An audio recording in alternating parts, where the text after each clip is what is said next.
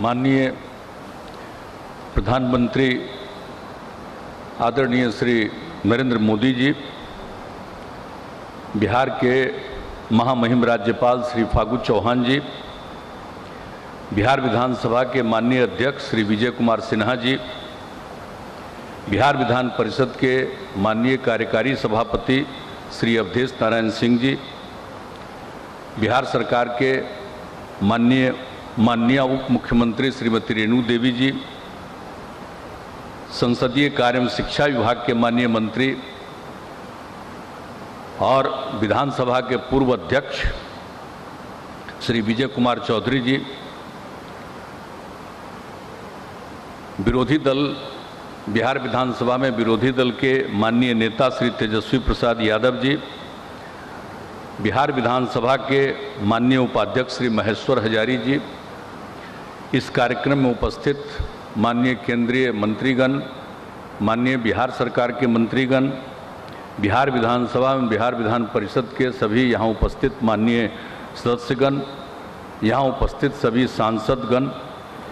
बिहार विधानसभा में बिहार विधान परिषद के पूर्व सदस्यगण, पूर्व सांसदगण, सभी पदाधिकारीगण, विशिष्ट अतिथिगण, प्रिंट एवं इलेक्ट्रॉनिक मीडिया के पत्रकार मित्रों, छायाकार बंधुओं, बहनों एवं भाइयों, आज के इस कार्यक्रम में आप सबका मैं स्वागत करता हूं। आज बिहार विधानसभा शताब्दी वर्ष समापन समारोह में आदरणीय प्रधानमंत्री जी उपस्थित हुए हैं। इसके लिए हम सब लोग उनके प्रति सम्मान प्रकट करते हैं और उनका स्वागत करते हैं। ये पहली बार बिहार विधानसभा के कैंपस में पहली बार कोई प्रधानमंत्री आए,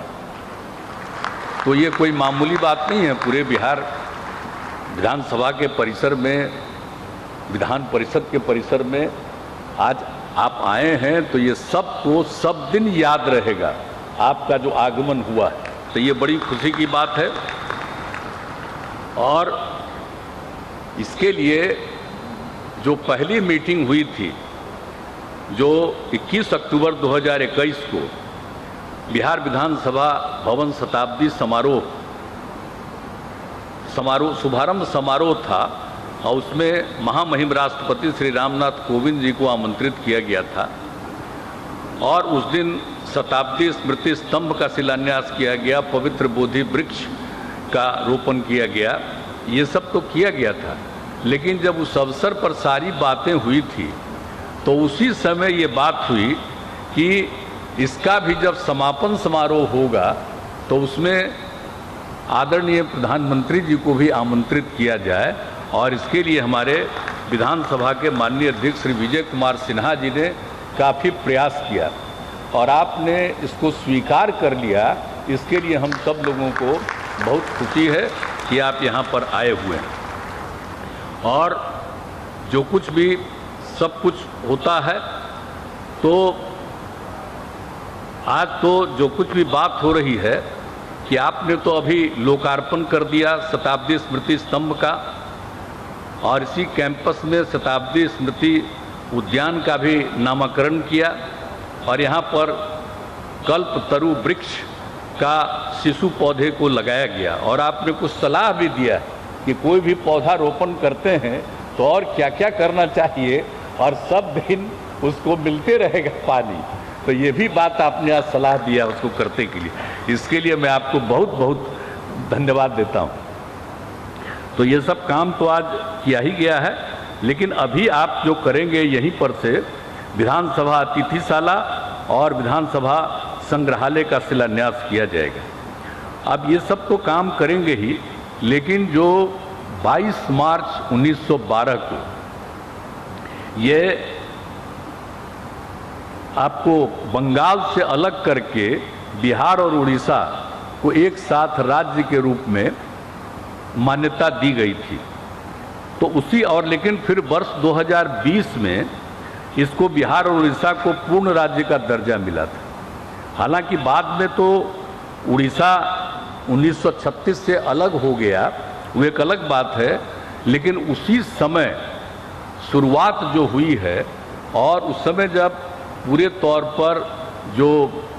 विधायी परिषद के बारे में जो संख्या थी पहले जो 22 मार्च 1912 में तय किया गया था उसको 1920 में बढ़ा दिया था। तो उसी को ध्यान में रखते हुए फिर यहाँ भवन का निर्माण हुआ और जब भवन का निर्माण हो गया तो सबसे पहले इसकी शुरुआत की गई 7 फरवरी 1921 को और जब 7 फरवरी 1921 को इसका तैयारी हो गया, पूरा हो गया, तो उसके बाद आज जो 100 साल पूरा हुआ तब ये कार्यक्रम हुआ। लेकिन एक और खुशी की बात है कि जब ये बात हुआ था, लेकिन जब 20 मार्च जो इसमें 1912 को जब इसकी स्थापना हो गई थी, बिहार को अलग और उसको मिला करके, उड़ीसा को मिला करके, तो उस समय जो बिहार विधायी परिषद कहलाता था, तो उसके बाद उसका भी जब 100वां साल हुआ तो उस पर भी एक आयोजन किया गया था कि उस समय एक विधायी परिषद बना था उसी समय 12 में, और उसके बाद उसकी पहली मीटिंग भी हुई थी उसके बाद एक बार, तो वो सब तो किया गया था 1913 में किया गया था। लेकिन जब इसके बारे में हुआ तो जो हमारे उस समय बिहार विधान परिषद के उस समय के तत्कालीन सभापति थे, आज वो नहीं हैं, स्वर्गीय ताराकांत झा जी ने पूरे तौर पर इसके लिए योजना बनाई और बहुत अच्छा कार्यक्रम के बारे में सोचा कि इसके 100वें साल में, 100 साल पूरा नहीं हुआ था, 100वां साल था,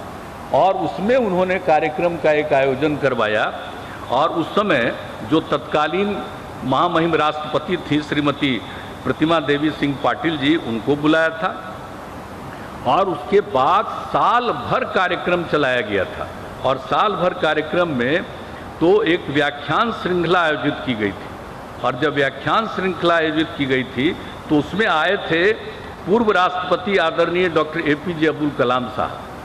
वो आए थे, उनको बुलाया गया था। वो 3 मई 2011 को उन्होंने भाषण दिया था और पूरे तौर पर, और जो राष्ट्रपति के रूप में भी जो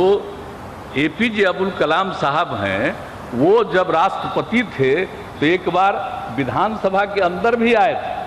तो एक उनकी भी बड़ी खासियत थी, तो उनको भी ये बुलाया था विधान परिषद के अध्यक्ष सभापति ने उस समय, तो काफ़ी अच्छा कार्यक्रम हुआ। लेकिन ये सब तो कार्यक्रम हो गया था, लेकिन इसके बाद